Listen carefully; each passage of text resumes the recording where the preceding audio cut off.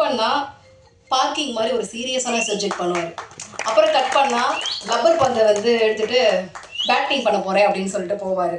அப்புறம் இந்த பக்கம் வந்தால் டீசல் மாதிரியான சப்ஜெக்ட்ஸும் பண்ணுவார். இப்படி எந்த வரையறைக்குள்ளேயும் உள்ளடக்கப்பட முடியாத ஹீரோக்களில் முக்கியமான ஒருத்தர் ஹரிஷ் கல்யாண். கூடுதலாக எப்பவுமே எவர் ஹேண்ட்ஸமாகவும் சார்மிங்காகவும் பிளஸ்டாகவே இருக்கக்கூடிய ஹரிஷ் கல்யாண் அவர்களை பேச வருமாறு அன்போடு அழைக்கிறேன்.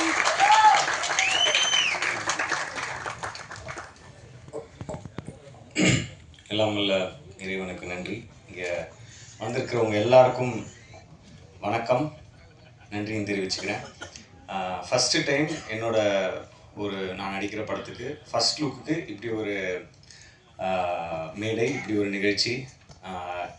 தாஷமகான் டீமுக்கு நன்றியை தெரிவிச்சுக்கிறேன் இன்னைக்கு நடத்துனதுக்கு.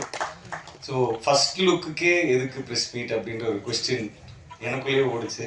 பட் என்னென்னா, இந்த டைட்டிலை பற்றியும் ஒரு சில விஷயங்கள் வந்து ரெஜிஸ்டர் பண்ணணும். அது உங்கள் முன்னாடி இந்த ப்ரொமோ வந்து ஃபஸ்ட்டு ஆடியன்ஸ் பார்க்கறதுக்கு முன்னாடி உங்கள் எல்லாருக்கும் போட்டு காமிக்கணும் அப்படின்றது தான் இன்டென்ஷனாக இருந்தது, டைரக்டர் முன்னாடியே சொன்ன மாதிரி.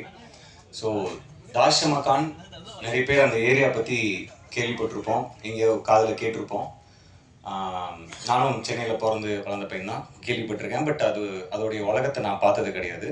அஃப்கோர்ஸ் டைரக்டர் வந்து அங்கேயே பிறந்து வளர்ந்ததுனால அவருக்கு ரொம்ப பரிச்சயமான ஒரு ஏரியா. ஸோ அவர் மூலமாக தான் நான் நிறைய விஷயங்கள் தெரிஞ்சுக்கிட்டேன். ஸோ எல்லாருமே இங்கே நம்ம எல்லோரும் நான்வெஜ் சாப்பிடுவோம், பட் அது எங்கேருந்து வருது அப்படின்னு தெரியாது. தாஷமகான் பற்றி முக்கியமாக ஃபஸ்ட்டு சொல்லணும் அப்படின்னா, அது ஒரு மீட் கேபிட்டல். அங்கேருந்து தான் நம்ம தமிழ்நாட்டுக்கும் சரி நிறைய இடங்களுக்கு வந்து மீட் சப்ளை ஆகக்கூடிய ஒரு இடம் தாஷமகான். ஸோ இதுதான் வந்து அந்த ஏரியாக்கான ஒரு முக்கியமான அடையாளம். அதுக்கு ஒரு பெரிய வரலாறு இருக்குது. அதுக்கப்புறம் என்னோடய கேரக்டரை பற்றி நான் சொல்லணும்.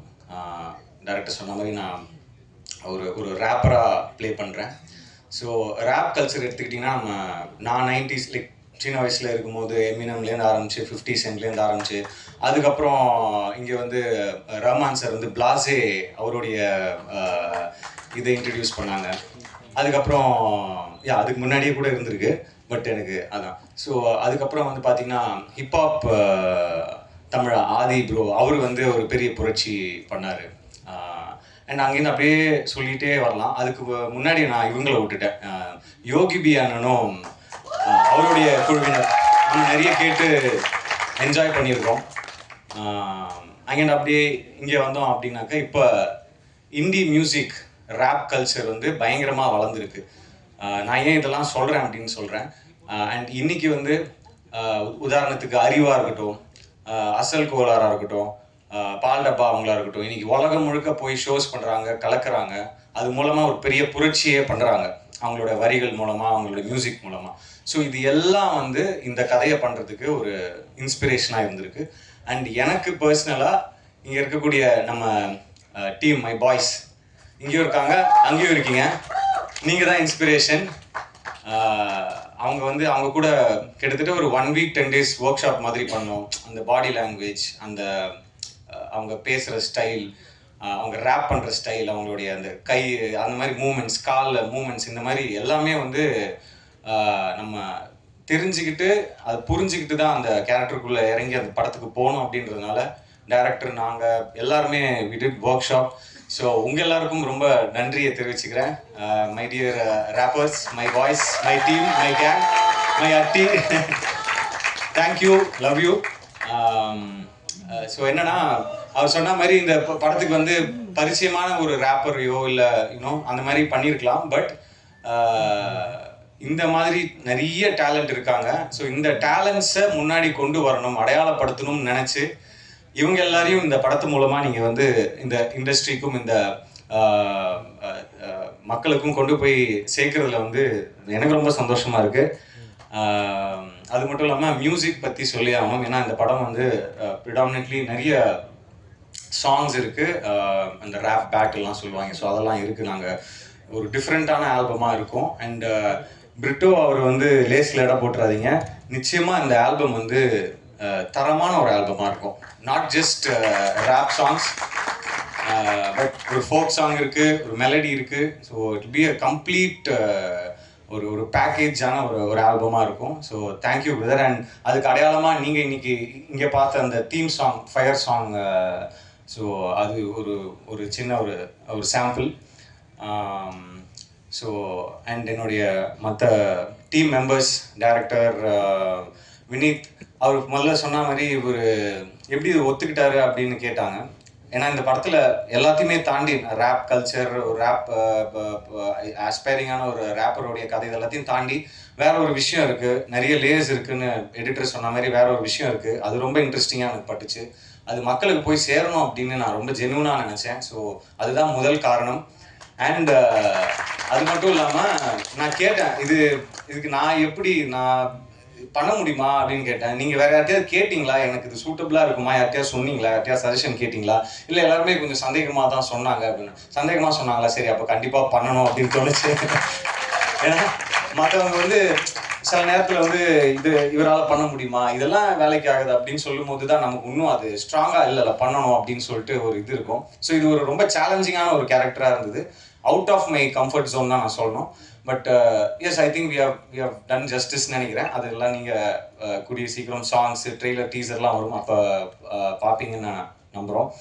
அண்ட் கேமராமேன் கார்த்திக், அவரை பற்றியும் சொல்லணும். ஏன்னா இப்போ இந்த உலகத்தை காமிக்கும் போது நிறைய படங்கள் வந்திருக்கு, நார்த் மெட்ராஸ் பேஸ் பண்ணி நிறைய படங்கள் வந்திருக்கு. பட் இந்த பர்டிகுலர் ஏரியா, தாஷமுகானா இருக்கட்டும், அப்புறம் ஆடு தொட்டி, ஏழு கிணறு, இந்த மாதிரி ஏரியாலலாம் ஷூட் பண்ணோம். ஸோ இதை மாசாவும் காமிக்கணும், கொஞ்சம் கிளாஸாகவும் காமிக்கணும் அப்படின்னு அவங்க உட்காந்து டிசைட் பண்ணி அந்த கலர்ஸ்லேருந்து போட்டுக்கிற காஸ்டியூம் கலர்ஸ்லேருந்து எல்லாத்துக்குமே ஒர்க் பண்ணியிருக்காங்க. ஸோ ஒரு பெரிய உழைப்பு போயிருக்கு. கேமராமேனுக்கு தேங்க்ஸ் சொல்லிக்கிறேன். அதுக்கப்புறம் எடிட்டர் மதன், லப்பர் பந்துக்கு அப்புறம் திருப்பி அவர் கூட இணைந்து ஒர்க் பண்ணுறதுல ரொம்ப சந்தோஷமாக இருக்குது. Thank you brother. எனக்கு தெரியும் நாங்கள் நிறைய ஷூட் பண்ணி எடுத்துகிட்டு வந்திருக்கோம், நீங்கள் அதை வெட்டி தூக்க போகிறீங்கன்றதும் தெரியும். பட் எஸ், படத்துக்கு எது தேவையோ, படத்துக்கு எது ஒர்க் ஆகுமோ அதை கண்டிப்பாக நீங்கள் பண்ணுவீங்க. உங்கள் டீமுக்கும், விநாயகம் எங்கே இருக்காரு? ஓகே, ஸோ விநாயகம் அண்ட் உங்கள் டீமுக்கும் நன்றியை தெரிவிச்சுக்கிறேன். அப்புறம் டைரக்ஷன் டீம், கேமராமேன் டீம், அப்புறம் ஆர்டிஸ்ட் அமீர் ப்ரோ. அவர் சொன்ன மாதிரி அவர் நடிகராக தான் அந்த படத்துக்குள்ளே வந்தார். அதுக்கப்புறம் ஒரு முக்கியமான ஒரு சாங்கோடைய கோரியோகிராஃபி அவர் பண்ணார். நிச்சயமாக ஹீ இஸ் கோயிங் டு என்ன சொல்கிறேன், அடுத்த கட்டத்துக்கு இந்த படத்து மூலமாக கண்டிப்பாக அவர் போவாருன்னு நம்புகிறேன். ஆஸ் அன் ஆக்டராகவும் சரி, ஒரு கோரியோகிராஃபராகவும் சரி.